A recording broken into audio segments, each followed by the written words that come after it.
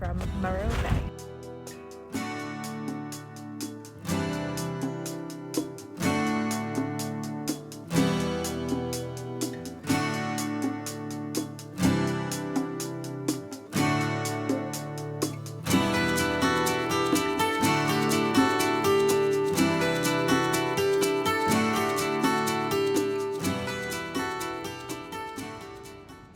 Welcome to Monterey County. We are in Santa Cruz at Capitola Beach. This is something that I actually found on Instagram, and the majority of this trip was actually planned by Instagram. Who am I kidding?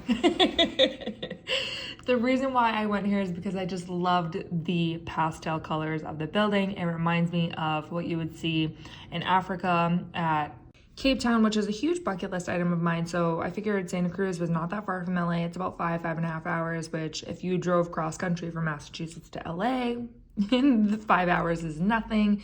So I had to go. The ice cream was to die for. I dream about this ice cream. This is also a first time learners surfing beach because I guess it's just an easier beach. They kind of pride themselves on that, but definitely recommend hitting up Capitola Beach on your Santa Cruz adventures. After going to Capitola Beach just for a few hours, I stopped at Point Lobos State National Reserve. I believe it was $10 to get into the park. Lots of hiking, lots of bird watching, just an amazing day overall with how beautiful, like the pictures don't even justify how amazingly beautiful this area is. You have to go and see it yourself. After spending about an hour in Point Lobos, I made my way over to Soledad to my Airbnb, which was just the perfect reset for getting out of the city and into the country. It's totally what my heart needed and just desired in that moment. It was beautiful, very relaxing. This Airbnb was a 10 out of 10. I highly recommend.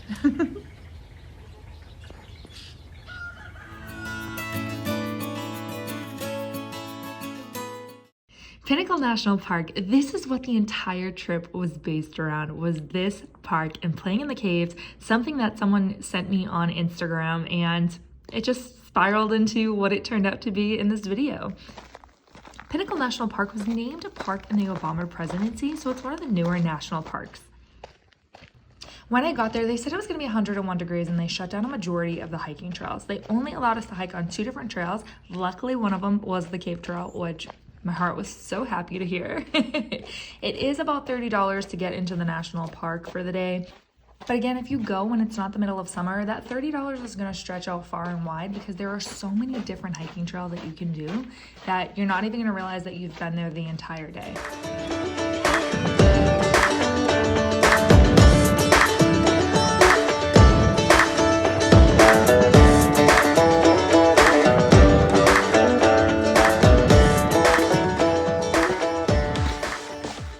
When you go there, make sure that you have a headlamp because your cell phone flashlight does not work. I did get a little nervous going through the caves because it was very dark, so that's why I waited for these people to come along so that I could go through the cave with them. You can hike up to the top and then come down and go through the cave, or you can start with the cave and that means you're hiking down the cave. So in my instance, I started from the top, went around, went up through the cave, so you had to do a little bit of scrambling, climbing, but if you go down, I think it might be a little bit easier on the body to climb down the cave than it is to climb up.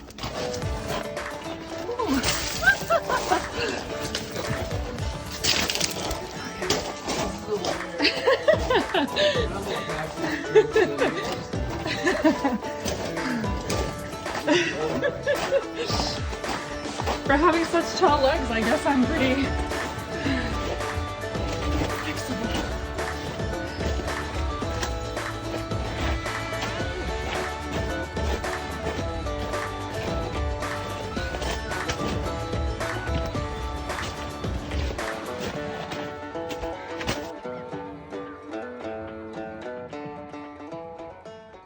After a beautiful morning of hiking, I made sure to make my way over to Rath Wineries. There are tons of wineries in Soledad, but it happened to come up as one of the best rated ones in the area. They had this huge event going on, which I had no idea until I got there, and the woman was like, we have a band coming and we have food trucks, so be sure to stay. So I stayed there from open at 11 until 5 p.m. when they closed and shut it down.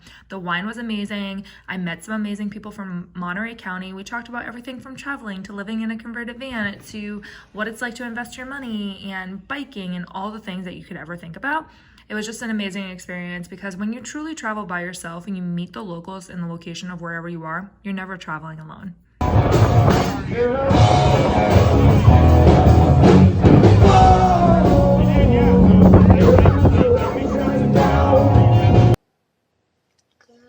morning. Hello, hello, hello. Hi. Good morning. And as I made my way back over to Los Angeles County, I stopped in San Luis Obispo County to play at Morro Bay. Oh my goodness, this little fisherman's town was so cute and so quaint. And I walked into one of the coffee shops and I said to the barista, "What is there to do here?" And she giggles and goes, "I'm actually not sure, but a lot of people kayak on the bay."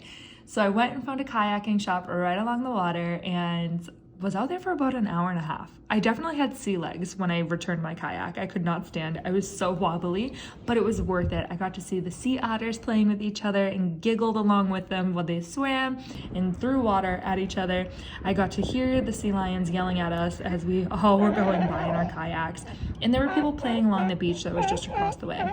It was such a blissful and quiet morning. It was relaxing. It was everything that my soul needed right before jumping back into the city lifestyle and the busy lifestyle of a healthcare traveler.